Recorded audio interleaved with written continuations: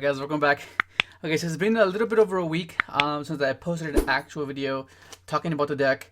If you saw yesterday's video, or the video previous to this, it's just basically me just brushing up on my editing skills and trying to like improve on it. It came out pretty cool. But anyways, like I said in that video description, I was like, I felt like kind of burnt out because like it can be a bit much because like you find a solution, right? You're like, oh, this is good, and then no, it's not good. Oh, this is good, and then like it's like a constant like a constant roller coaster of like figuring it out and thinking you figured it out, but then you keep testing it, which is why testing is so important and so crucial, because you don't want to get like a false alarm. Like it can be good, it's decent for the first 10 games, but then you didn't test for the other 10, and that might have been a losing 10. Does that make sense? Of course, like statistically speaking, like that's how you kind of have to have like some sort of like a safeguard, like a reassurance that okay, these are the numbers, this has to make sense, right? And of course, this is Yu-Gi-Oh, so sometimes those numbers don't make sense, and that's when the frustration just builds up and like, what the, like, it's not making sense. It's meant to be this good, but it's not. Like yeah, it's like a hate like a love and hate relationship with statistics and Yu-Gi-Oh, I guess. But I'm just gonna go ahead and show you guys the deck list that I've been playing, and then yeah, basically, right? Okay, so you play 3 Jet Junk Synchron, you play 3 this guy 3 Jet Synchron, right?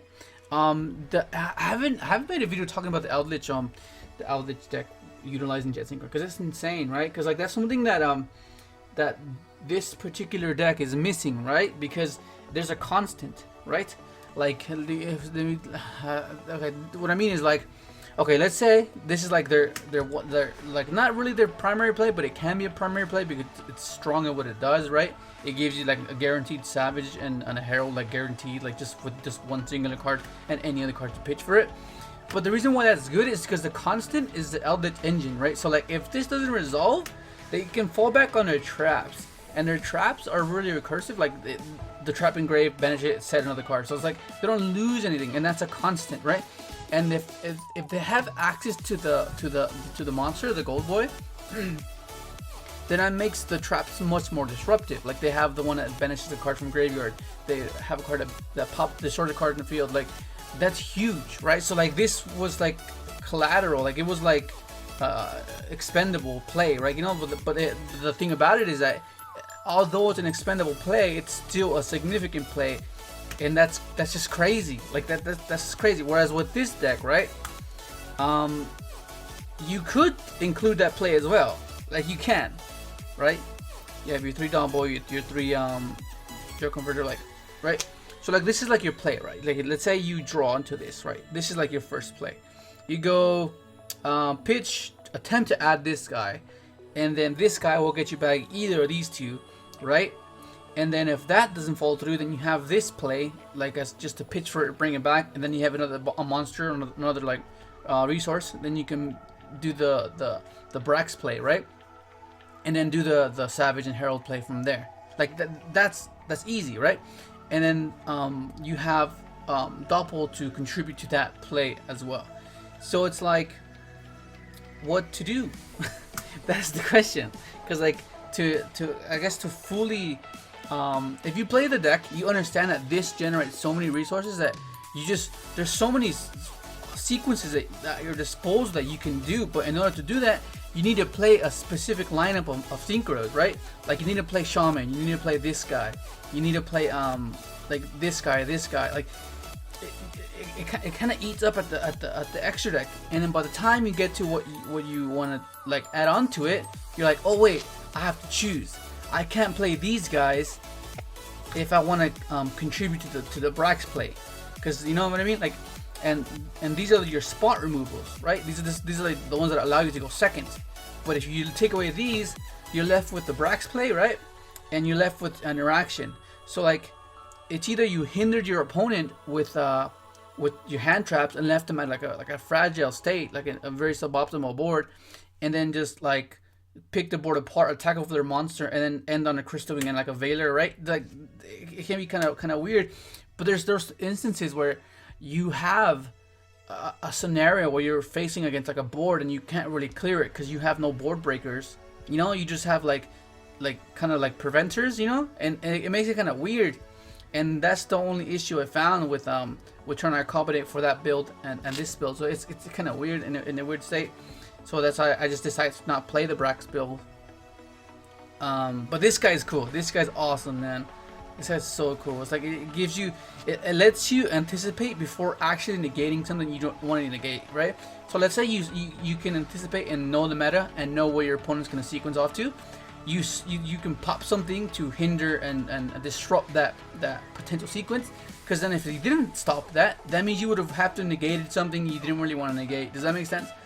But yeah, that's what this is good for. It's like a Trident. It's really, really cool. So you have your Doppel, your Junk Converter, and then you have your hand traps, right? You have your Ash, your Veiler, because these go amazing with this guy, right? Yeah, that's basically it. So like it's just a matter of what's the constant, right? Because like once you do this, right, you discard for this, right? That's gone, okay? If they get ashed, then you're just left with just this engrave. So what can you do to further this apart from just doing the Brax play? Does that make sense? Like that's the most like I guess reasonable and logical route, right? To just do the Brax play, pitch anything, like pitch Cruel Bolt, right? Special the Cruel Bolt. That's your Brax play, and then you just continue on from there, or just pitch anything, trigger Doppel. You know, like I said in the previous video, I was talking about playing without Doppel, where the card you pitch for this has to be either a tuner, so you can bring it back with Meta Marcher. Otherwise, it makes this redundant. Like you can end on a Herald and that's it, or you know what I mean? Like it makes it kind of weird. But like that's the main dilemma you're in, because like you gotta understand that that's your key plays. This effect resolving, if it doesn't resolve, if it does resolve, if this gets negated, and if that gets negated, then you're left with this. Does that make sense? So you have to, I guess, consider all those contingency plans. Like, what is your go-to? You know, is it meant to just be the flaw? Is it meant to just be the weakness, and that's it, and let it be the end of all of your turn? You know, like, and that's where I'm at. Like, that's where we're at right now. Because what this brought is consistency, right? When this was released, this brought consistency, but that still didn't help the fact that if this gets stopped, right? Okay. And then of course you have your one-ups, right? You have your Junk Servant, your junk carrier, your Searing Carrier, because it's another material to search off this guy. And there's some pretty cool things you can do with this. And like sometimes if you draw it late into the combo, I saw myself summoning it off of Flora Synchron, which is pretty cool. And then you have your 2 level 2s. Like the reason, okay, you played 2 of these because you playing Desires, and you don't want to risk the fact that you can banish. And I don't want to play 2 Flora because it just, if you draw 2 floors, it's like kind of weird. So I wanted a bit of versatility. So like this card actually triggers. It's like a Doppel of monster summon from your graveyard. So that's pretty neat. And then just 1 Flora. So like if you still have the combo where if you open up this and any tuner, that's still Dragster and Crystal Wing at its worst, right? Assuming you don't draw a Doppel. But yeah, so far this is what I was playing. I was playing Quill. I was playing this guy as well. I was maxing out on these guys as well. I ended up cutting this guy because when I got to the root of the deck, I was like, oh, okay, yeah, he's cool, but like I don't really need him. I want to just quickly just cookie cutter, just make it as basic and as just get the bare necessities. But like there's times where I was like, oh, maybe maxing on this, maybe it's pretty cool, you know, like, I don't know. But I ended up playing just 1. Okay, so that's the monsters, right? And for those of you that don't like playing more than 40 cards, this is not gonna be a 50 card deck. It's just gonna be like a 41 card deck. But still, like, yeah, I know some of you just really don't like playing more than 40. Yeah, I understand. I've been in it before. It's just, yeah, I've just gone past that. So you play Super Desires because you want to just get more resources. You want to be able to just like ideally you want to like get all the synchrons out and do your speeder play before you play this, kind of like Salad, where you want to get Gazelle out, you want to get your Jaguar, you want to get your Falco, you want to get all the one-ups out of the way before you do this. So there's sometimes you just need to play this, and the fact that you're playing your power spells is why this is so important, because it gets you to those extra cards that you might be missing. So you play your Turbo Tuning. These freaking shot up in price, man. These are like so expensive right now. And then your power spells are the ones like these, right? You want to be drawing into this guy. Because like 1 second, this is amazing. Like you just, all you need to do is basically like this is what I mean by playing the board breakers. The fact that you have these at your disposal with the Dark Blue no More is insane. Like that's insane. So like if you have the Brax plate, then you don't have these. So you kind of can't clear a board without these, and that's like the main issue. So this, yeah, it's kind of weird. Yeah, playing that, and then you're playing Triple Call by the Grave, right? Because you need to make sure this search resolves and your speeder resolves. Although you don't really need it. It's just like, I don't know, because like you can chain block your speeder anyways. Like you can go channeling 1 speeder, channeling 2 converter, bring back a tutor, you know. But like I don't know, it just, I guess maybe like I was trying out twisters before this because I want to make sure that I cleared the monsters and clear the back row. But like I don't know, I just feel like it's like a trap as well when you go in first, like set it, you know. I don't know. I'm gonna play Rhoda, play Fullest Burial, 1 for 1. I would keep going back and forth on this, but like I don't know, I'm still iffy about it. It's just like, I guess a consistency card, like I don't know, it's kind of weird. I'm still like, I'm not too sure about this card. Reborn, and of course I'm still 1 pot Iris.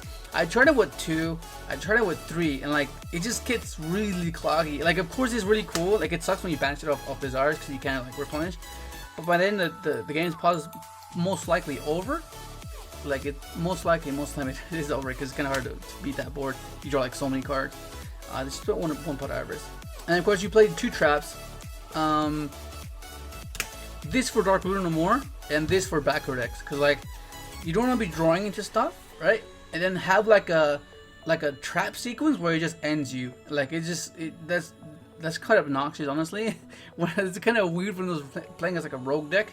They have like a strike set and then paired up with something else, and it's like really annoying. Like, oh, really? I lost to that. Like what the? And then this, because everyone's main decking this card because the other Emancipator, like this is just an answer for that, you know. Of course you can side these as well. You can side them, but I was like, might as well just main it because I was at 39, and I put this one in. I was like, let's put this one as well. It's 41. So that's that for that. But yeah, like I said, I was for a while I was playing where are they? Where is it? There they go. Where are those twisters? Here they are. Yeah, I was for a while I was playing twisters instead of this, cause like I was thinking like the main issue you lose to is like back row and like board presence, right? Apart from that, you have the consistency on your side, right? So you should be able to manage with that, right? Just pitch any level 2 or lower, like pitch any of these guys, right? Pitch any of these, right? And then just go off, like, yeah. I don't know, it's a bit iffy, because like an Emancipator sucks. I mean, it's good as Eldritch. That's the only reason why I was like, huh. But then you can just get rid of the golden ball with this card, because like without the golden ball on the board, the traps are useless. Like they're just bodies. Like they literally can't do anything. So if you go in first, try and turn to bait your stuff with you just get it out of the way, and then just negate. You know, I don't know. It's pretty hectic. And then Crow's pretty good too. It's level 2 or lower. It's a level 1. You can bring her up to junk, and then which I guess keeps me going back to the Brax play where it makes a junk synchron on a 1 card Brax, because you disrupted and then you brought it back. You don't basically a 1 card Brax. But yeah, it's pretty solid. It's not bad. It's pretty good. I'm testing it. Of course, there's those locational hands where you just draw like ass. But of course, any deck does that, you know. But go ahead and try it out. It's pretty good. Oh yeah, let me show you the extra deck. Because I mean, you kind of saw it just then, but like, let me show it again. Okay, so you play your board breakers, right? You have your Starlight Warrior, because it's so easy to make. It's like super easy. Your Christian Quandax, no, Koran Gandrax, and then the new edition, which is Croco. It's like Croco from Tino from for the other parents. No, it's Croco Dragon. That's cool. This is really cool. The fact that you can draw off it and then you pop. It's like the fact that it's so disruptive is well, I like it. These are like your boss monsters, right? Your Crystal Wing, your Omega, your Charge, right? These are like your boss monsters. And then you have like your draw power, right? Just put this over here. I'll put it up here. Okay. If any of you want any of these made, there's a link in the description. And yeah, just go to Clinton's store. He makes a lot of them. Any custom one you want. He already has like pre-made ones, so you can check out his site. This that looks so cool. Look at this. Awesome. It's an actual card, right? So it's like similar integrity. So like the same thing. Like if you were to like, you know, they're not like indestructible, but like the same integrity you have with your actual cards, you just put in a sleeve. You know, but it's pretty durable. So you have your Charge to draw. I keep going back and forth on either this or Brio, because Brio is just a board breaker, but this is the fact that it just gives you another draw is like, oh man, it's like so good. Sometimes you need that extra draw to draw like an Ash or a Veiler. It's pretty cool.